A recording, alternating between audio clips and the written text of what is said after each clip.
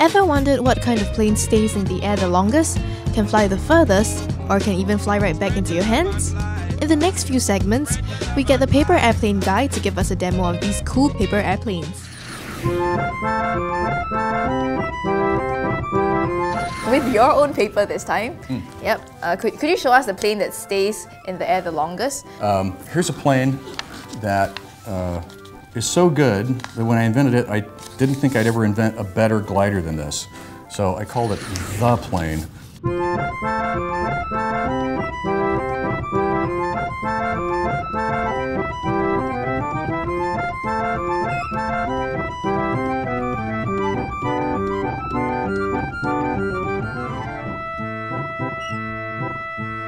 If you added a paper clip on this, Paper clips. Would it we do weigh not. it down? We do not. The paper airplane guy does not use paper clips.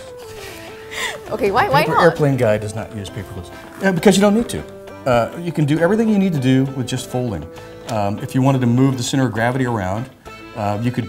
If you wanted to move the center of gravity back, let's say, or forward, you can just adjust the amount that you're folding in here.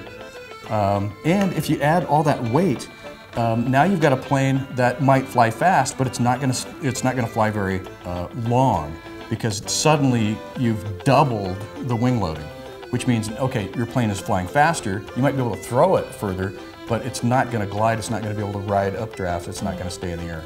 Most paper airplanes fly straight just before crash landing onto the ground. But John Collins, the paper airplane guy, managed to invent a plane that makes a loop in the air and flies right back into your hands.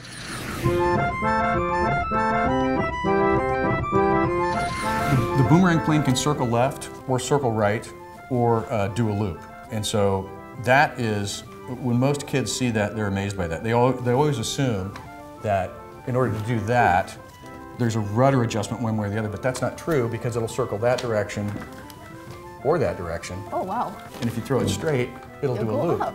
Oh, cool. How did you figure all these out? This was a little bit of trial and error, getting the center of gravity right where I wanted it, but once I had the plane, once I could see it in a bank turn, I started investigating that whole negative, positive dihedral angle. And this plane was the impetus for me to sort of study all of that. The effect you could have just by adjusting the angle at which the wings leave the body of the plane. So this was sort of an educational process for me as well. We've been seeing planes made from just a single piece of paper for this long, so we wondered whether or not John Collins, the paper airplane guy, would be able to make a paper plane out of more than just one piece of paper.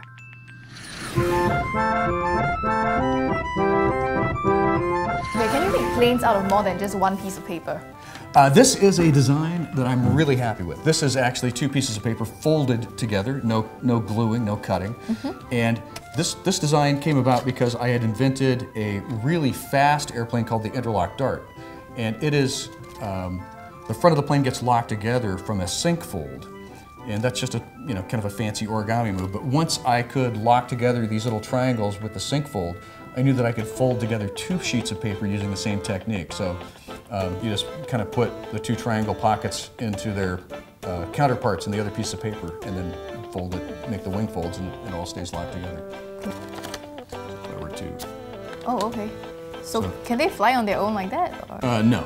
Well, that's not the correct shape for that to fly. It's the wings actually need to be folded down so that this raw edge just touches the raw corner there. That was the original design for the dart. And how does this, what's it called, a dart? This is the interlock biplane. So I'm just going to slip this guy back together, remake the crease. So how does it fly?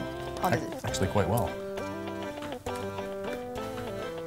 So, well, it just flies straight, it doesn't do any fancy tricks? No, it's just a good glider. Although outdoors, it's got a really interesting flight pattern. If you've ever flown a box kite, you kind of see how a box kite skates back and forth on the wind.